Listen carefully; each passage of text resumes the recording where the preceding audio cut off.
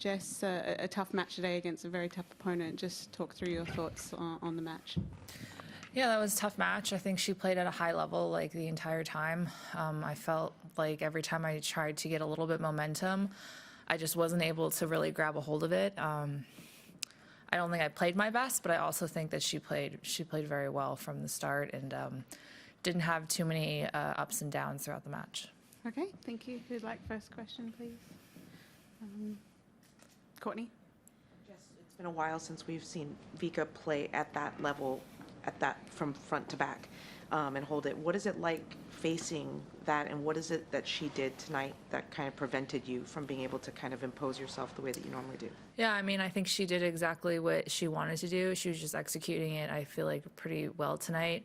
You know, hitting the ball deep, taking it early, changing the direction on the ball. I feel like doing things that usually I like to do to people. She was doing it well, and then obviously I think serving and returning well. I think when she's serving well, she always returns well, but when she's serving well and she doesn't have too many ups and downs on her serve, that can really make her dangerous. And yeah, she was scrambling well tonight. She was, getting a lot of really good depth on her shots, and just made it tough for me to feel like I could really, kind of pressure her. And she just felt like she was pressuring me constantly the whole time. Kath? Beating Iga at the start of the season, obviously a massive statement, and made a lot of people think of you as a very strong title contender here. Has it felt different this tournament, you, from a mental perspective at all for you? A little bit. I feel like I had a good chance to go deeper here than I did by losing tonight, but at the same time, it's, again, like one match at a time. I had some really good wins at the start of the year and this tournament, and I think I can walk away saying it was a successful tournament and a successful trip to Australia. But yeah, I definitely felt like I was more confident maybe going in that I could go deeper. I wasn't as surprised, I guess, by the results of making quarterfinal or making fourth round or making second week. I think it felt more normal, I guess, for me, which, is a good thing. Tumaini? When Vika is kind of inside the baseline and taking the ball early, as you said, how do you kind of try to combat it, and how difficult is it to...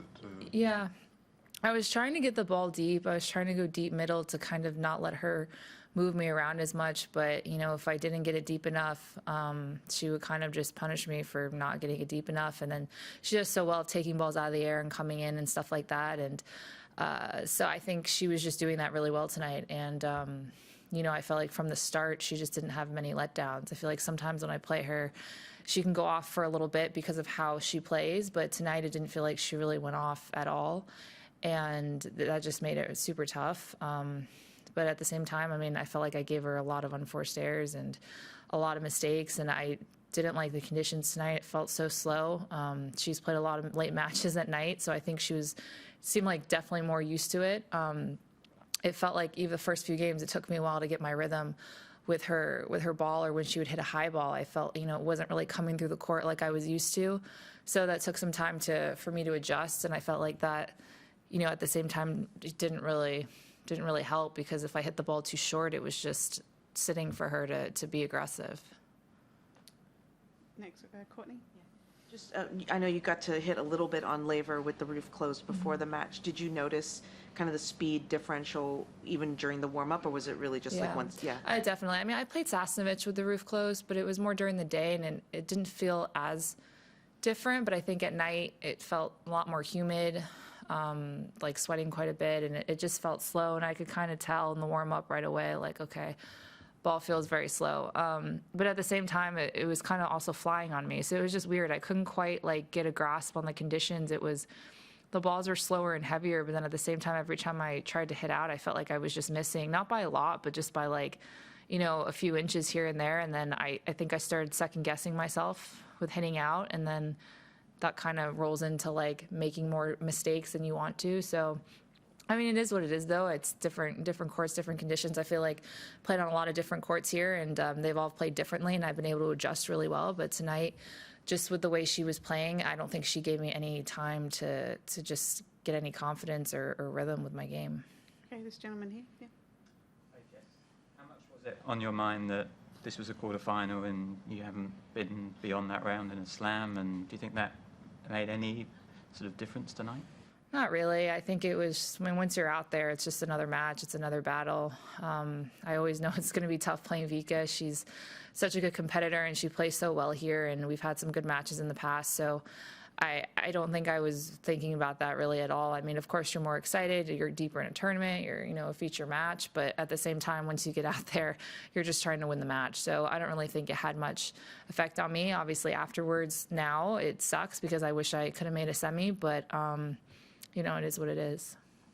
Yeah, the yellow. Yeah. To follow on from that, Jess, I feel like what do you feel like you can really take out of this experience in Melbourne, the quarterfinal exit, to sort of kick on and get to those next couple of rounds, really go deep? Yeah, I just think I need to also take a step back and look that I made 3 quarterfinals in 3 years. I mean, judging by where I was from the first quarterfinal, I've definitely come a long way, and I think I can be pretty, like I've said before, a perfectionist and really tough on myself.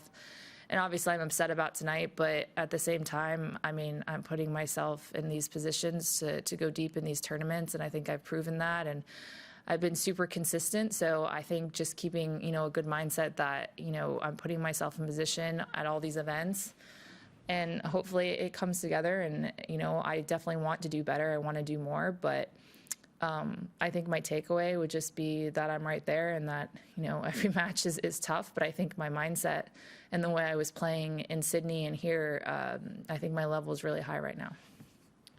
Any more questions? Okay. Yeah.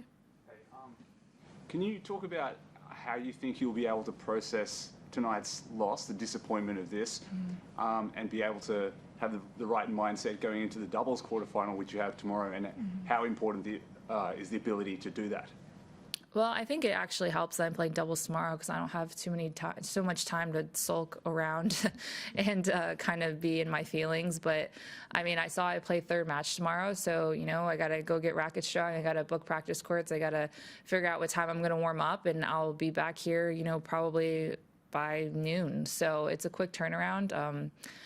Obviously, I'm probably going to be pretty pissed about my match tonight, but at the same time, tomorrow is just another chance to get a win, to get a better feeling, to go back and be in a competitive mindset, and hopefully, do well in the doubles, because I still want to win. All right. Thank you very much, everyone. Thanks.